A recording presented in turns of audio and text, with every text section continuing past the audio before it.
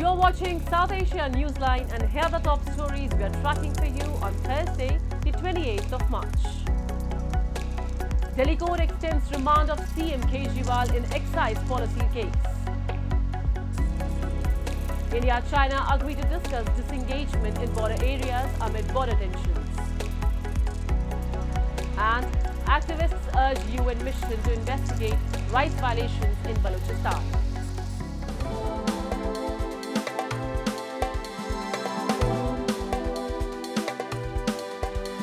And now for all the details.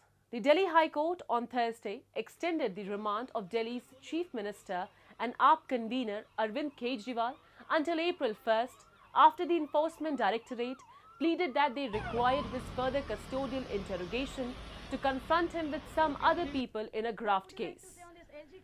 Kejriwal was produced in the court by the ED, where he told reporters that the motive of the agency is to crush his party, and pointed out that people are being turned a prover in the case and they are being forced to change their statements. The court, however, rejected a PIL seeking Kejriwal's removal as Chief Minister of Delhi. Kejriwal, a key opposition leader whose party has governed the National Capital Territory for a decade, was arrested last week on corruption charges relating to the city's liquor policy, weeks before India begins voting in general elections on April 19th. His arrests have sparked protests in the national capital and nearby northern state of Punjab, which is also governed by AAP.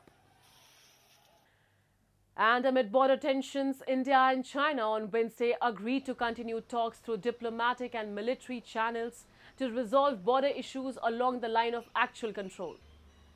India's Foreign Ministry spokesperson Ranveer Jaiswal in a statement said that the talks were undertaken under the framework of Working Mechanism for Consultation and Coordination on India-China Border Affairs in Beijing. This was the 29th meeting of WMCC.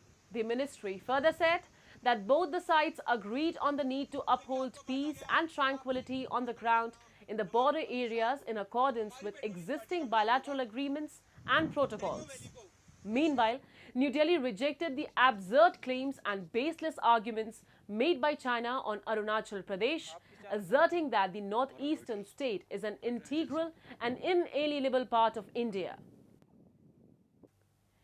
Moving on. Political activist Professor Sajjad Raja has raised concern over worsening conditions in PoK and Gilgit-Baltistan in contrast to Indian territories of Jammu and Kashmir and Ladakh, which are witnessing rapid progress. A report. Professor Sajjad Raja, the chairman of National Equality Party for Jammu Kashmir, Gilgit-Baltistan and Ladakh, made a striking comparison, shedding light on the worsening living conditions in PoK and Gilgit-Baltistan in contrast to Indian territories of Jammu and Kashmir and Ladakh. Professor Raja emphasized the vast chasm in development, facilities, infrastructure and law and order between the two regions, lamenting the dire situation faced by the inhabitants of PoK and Gilgit-Baltistan. He expressed grave concerns over the lack of basic amenities such as roads, hospitals and education facilities in Pakistan-occupied Kashmir and Gilgit-Baltistan. We are living animal life. We are living like animals. Pakistan treats us like animals. We don't have any. Can you imagine? There is not even a single hospital in whole of PoK and Gilgit-Baltistan. For very basic treatment, people are referred to Rawalpindi, Islamabad and Lahore. There is no laboratory at all to do basic blood tests. So we have got nothing, no railway at all. People are forced to build their own roads. Professor Raja further revealed the distressing reality of forced migration in the occupied territories, where individuals are compelled to sell their land and assets for reduction to various parts of the world in absence of employment opportunities and economic activities. Meanwhile, Baloch activists on Wednesday urged the UN to investigate rights violations in Balochistan, raising concern over a rise in cases of enforced disappearances and extrajudicial killings. A report. Amid the rise in cases of enforced disappearances in Pakistan, the Baloch Human Rights Council held an event on the sidelines of the UNHRC session in Geneva and urged the world body to dispatch a fact-finding mission to investigate rights violations in Balochistan. The activist raised concern that Baloch people have been targets of so-called military operations and enforced disappearances by the Pakistani state and its army, while it continues to exploit their natural resources. So we discussed that despite being a signatory of various human rights instruments and conventions, Pakistan continues to violate the rights of the oppressed nations under its control with impunity and without any accountability. We also discussed that about the human rights situation in Balochistan, that there has been an alarming increase in number of enforced disappearances and extra-judicial killings in Balochistan.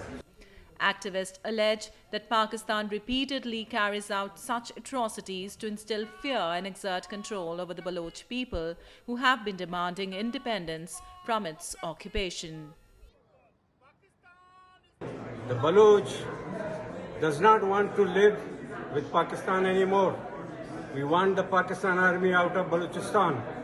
Pakistan cannot feed this huge army. They want to loot and plunder our gold to survive. We will see that we're going to stop all that.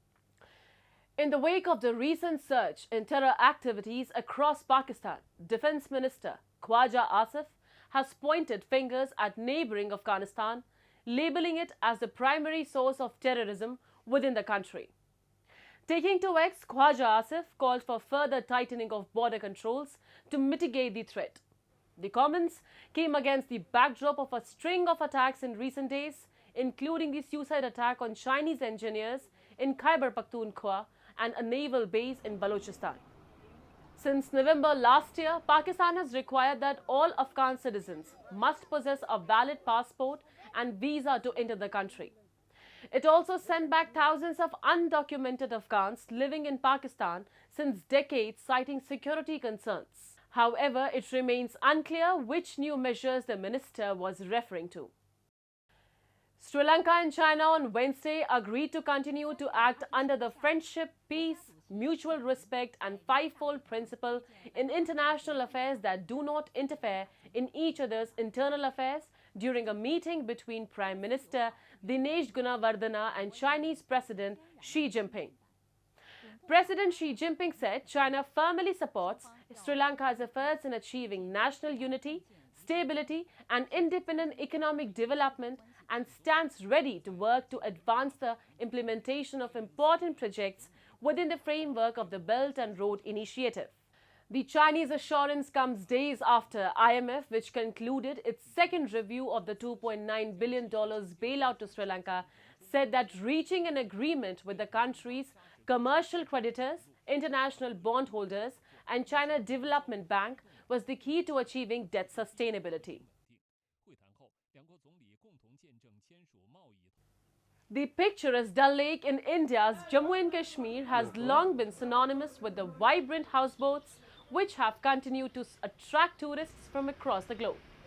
Each houseboat exudes timeless charm and hospitality with intricate woodwork and vibrant Kashmiri carpets and luxurious furnishings. They are iconic symbols of Kashmir's serene beauty and unique lifestyle. These floating dwellings offer a tranquil retreat on the picturesque Dal Lake, Nagin Lake and also the Jhelum River. तक पहुंचाया एक house boat में रहना भी एक बहुत unique experience रहा हमारे लिए बहुत ही ज़्यादा क्लीन था फूड भी अच्छा था शिकारा राइड भी काफ़ी अच्छा है जिस तरह की आप यहाँ पर देख रहे हैं कि डल लेक के अंदर ही काफ़ी सारा मूविंग शॉप्स भी है this is also very unique thing that we can see in India तो काफ़ी अच्छा एक्सपीरियंस लग रहा है वेदर भी बहुत अच्छा है इस समय. Visitors experience the allure of Kashmiri culture while enjoying modern amenities. They also enjoy the enchanting views of snow-capped mountains and shimmering water right from the deck. The gentle lapping of waves against the houseboat creates a soothing ambience perfect for relaxation and introspection. और मेरा भी एक dream था कश्मीर आना, डल lake में house boat में रुकना, जो कि मेरा ड्रीम यहाँ के कंप्लीट हो चुका है और it's such a very very beautiful place है। और यहाँ पर जो शिकारा राइड है, शिकारा राइड अभी हम करेंगे। यहाँ के जो राइड्स है ये बहुत ज़्यादा ही सुंदर है और यहाँ पे जो हाउस बोट पूरा ही माउंटेन से कवर है, जो कि बहुत एक ब्यूटीफुल व्यू है यहाँ का। That's all in tonight's edition. We will see you same time tomorrow. Good night.